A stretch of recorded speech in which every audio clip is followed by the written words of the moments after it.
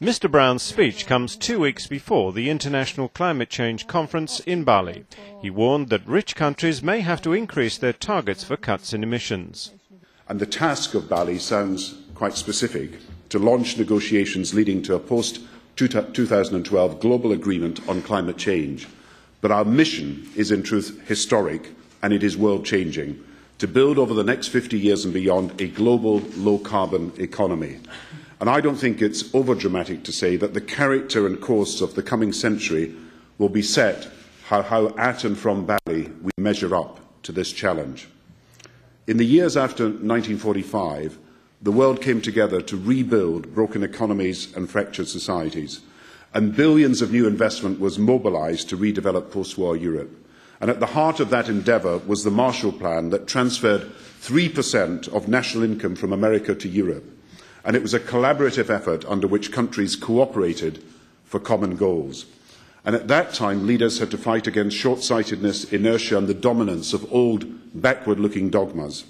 But they met the challenge because they understood in 1945 that prosperity was indivisible, that to be sustained it has to be shared, and that meeting the costs and burdens and bearing the burdens were the only guarantee of prosperity and security.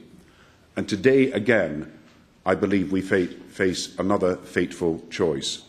Building a low-carbon global economy demands a worldwide commitment. On a comparable financial scale, it will require billions of new investment in clean energy. The climate change crisis is the product of many generations, but overcoming it must be the great project of this generation. And this project will have to involve not just America and Europe as in 1945, but the entire community of nations.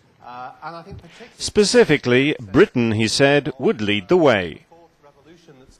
For our part, Britain is today publishing our statement setting out the principles which we believe should underpin a post-2012 framework. And our vision has one overriding aim: holding the rise in global temperatures to no more than 2 degrees centigrade. This requires global greenhouse gas emissions to peak within the next 10 to 15 years and to be cut at least by half by 2050. And it requires us to build a low-carbon economy globally, ensuring that the $22 trillion of new energy investment worldwide over the next 20 years contributes more to the solutions to global warming through energy efficiency and low-carbon generation than to its causes. A global carbon market is at the heart of our approach, and that's not the old way of rigid regulation, but the modern way, harnessing the power of the market to set the global price for carbon, rewarding the most efficient and innovative action to tackle climate change. Mr. Brown said his vision was of a Britain where a new green economy provided greater prosperity as it protected the environment. In the future, rather than further electrification.